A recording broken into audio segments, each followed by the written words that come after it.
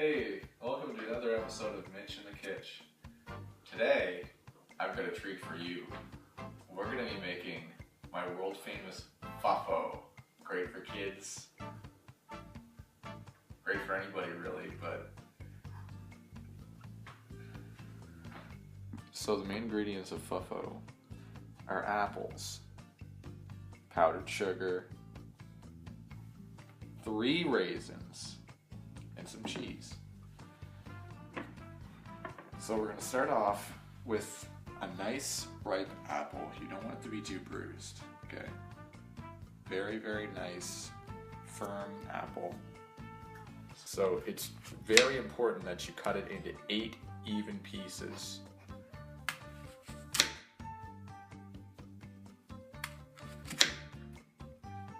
If you don't cut it into 8 pieces, then I'm sorry, but you can't make Fuffo. Say you have 8 kids. It's very important. It's hard to do, okay? You don't want to cut yourself. Look at this. Beautiful, even pieces. No core. We're not doing crunches. This isn't about the core. So, very dangerous. I'm sweating right now. So as you can see, this is the most efficient way to cut an apple. You're not wasting any part of the core or the apple. And there's not even really a core. It's just a bunch of shit in the middle of it. So you gotta just cut that off, you know. Make sure your kids aren't choking on seeds. Not getting seeds stuck in their teeth. Not getting the seeds caught in their throat. So as you can see, we have 8 pieces of apple here. They're perfectly even pieces. And there's no seeds in them, so you don't have to worry about the seeds getting caught in your kids' throats and getting hurt. So, what you do now, this is a very important step. Now remember, this is express Fuffo. I should have explained that before. You need, for being honest here, you need at least 8 years of training in the culinary arts if you want to be able to make legit Fuffo. But this is for the everyday mom at home, okay? So we're gonna take our 8 pieces and we're gonna take a walk over to the wok here. Now, as you can see, we have some water in the wok. Now we're going to fry the apples in the wok. Now it's water. You might think you're going to boil. We're not going for that, okay? We're going to try to fry it with the water. And the reason we use water is so you don't get oily apples. And that's almost as bad as rotten apples. Alright, so what you want to do is give your little apples a roast and a toss in the wok. And they're getting nice and saucy in there, you know. Now the reason we do this is to moisturize the apples. As you can see, they're getting nice and tender, juicy, not like an original apple, which are quite dry and have seeds in them.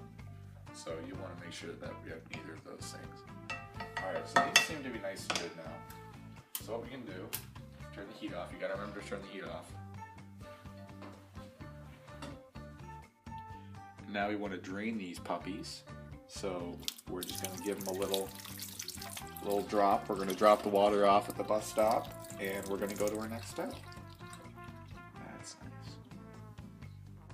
Alright, so from the drained off water, we're going to be plopping these apples onto a nice pan. Okay, this is going to be an oven-safe pan.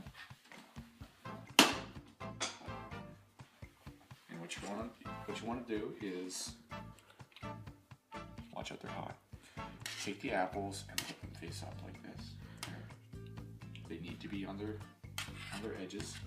And as you can see, just to get a close up here, the apples are getting nice and soggy, you know. Alright, so once you have your apples up on their backs, the little backs, you're going to want to arrange them into 8, okay? Just to make it easier to count.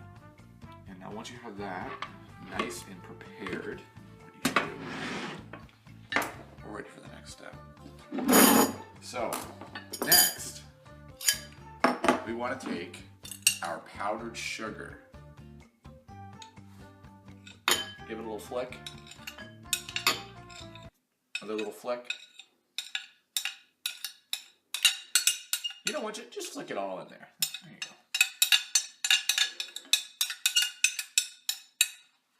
So once you have your powdered sugar,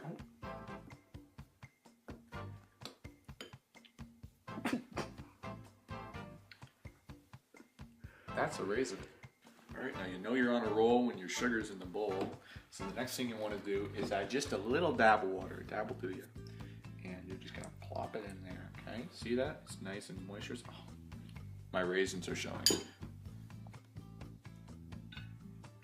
Just fishing those little bugs out. All right. So now what you're gonna want to do, just get a little close up just so you guys can see it home. We're just gonna mix that water into this powdered sugar and we're gonna get a nice little glaze. Now what you could do is use some vanilla, use some milk even. You don't want to do that, okay? This is all you need, just nice and simple, water and apples, okay? Water, boiled apples, fried apples,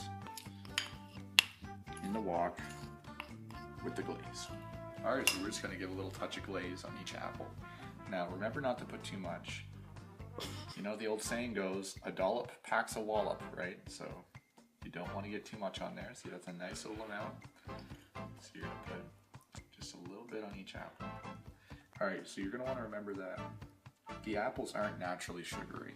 So what this glaze does is provides a great sugar substitute for these unsweetened apples. Now, the main idea of Fuffo is creating a fruit that is better than the original. So what we're doing is creating an apple, except for it's juicy and sweet, unlike a regular typical apple. So now once all these 8 pieces are nicely glazed, it's time for the next step.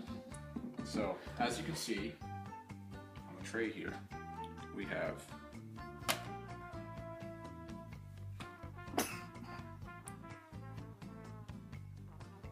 four pieces of cheese, okay?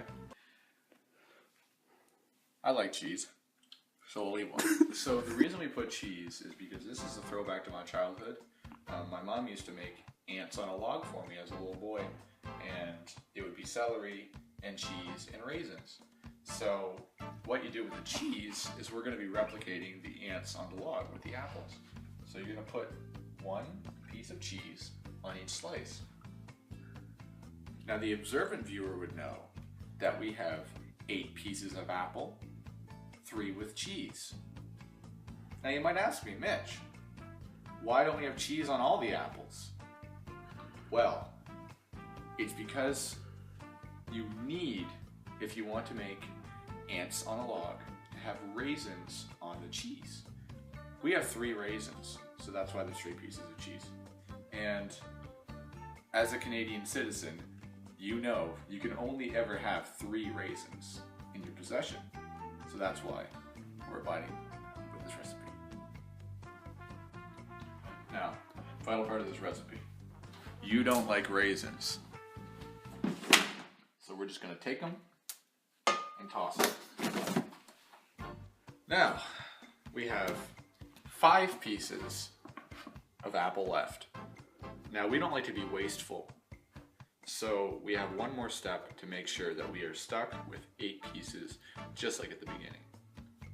So you may ask yourself, 5 apples don't match. So what we've done for this is gotten a recently lit match. And what you're gonna wanna do is stick it right into this piece, okay?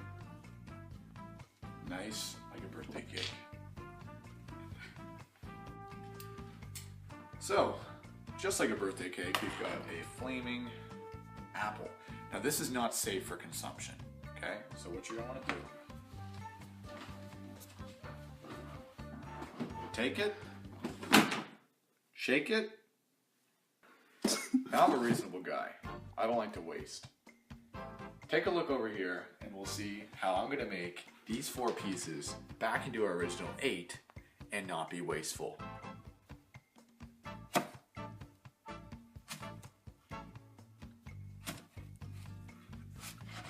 You're gonna want to give them a nice little rub in there, you know, we gotta get that out. So, you don't have to be a math genius to know that's 8 pieces right there. So we're approaching our final step. Now this is putting it in the oven and letting it bake for 10 minutes. What the hell's this? Alright, where's the, is that still on? That's not supposed to be on. It's hot.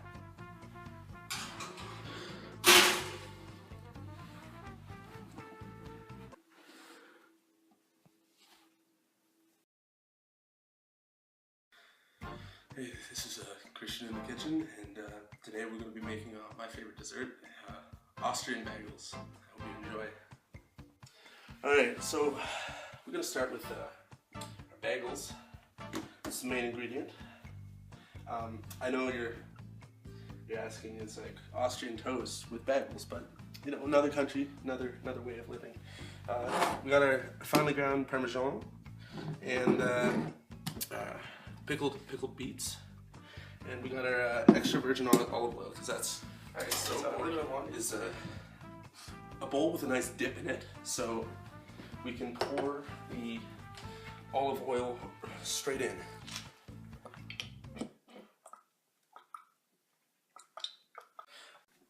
Next up, we're gonna submerge our fresh bagels in the olive oil. Just let it sit for a few seconds before turning it over. Now, in Austria, they only do half the bagel in olive oil. The other half is just completely raw. So we're gonna do this. There you go. That might be a bit too much. All right, so what we're gonna proceed to do is cook them nice and fine. So we're gonna proceed to fry them in a pan. And we're gonna need hot as possible. So I'm gonna turn on both the elements here. And you know, it's looking a little dry, so I'm gonna add a bit more olive oil.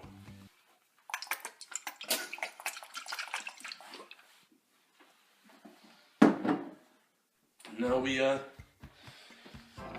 wait. Now that they're all battered up, just give it a bit of a stir. All right, so as you can see in our pan, we want it nice and brown. Brown all around is what they say in Austria. As you can see, we got one guy here falling apart, but that's, you know, that's what happens in the process. Think of it as like kind of like a. So I'm gonna give it a toss here.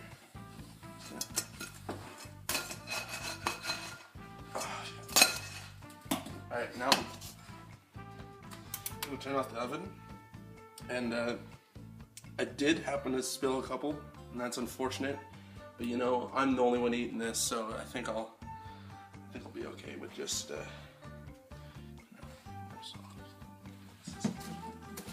that's all. That's good. Alright, so now we got our platter, and we just nicely put the bagel on the platter.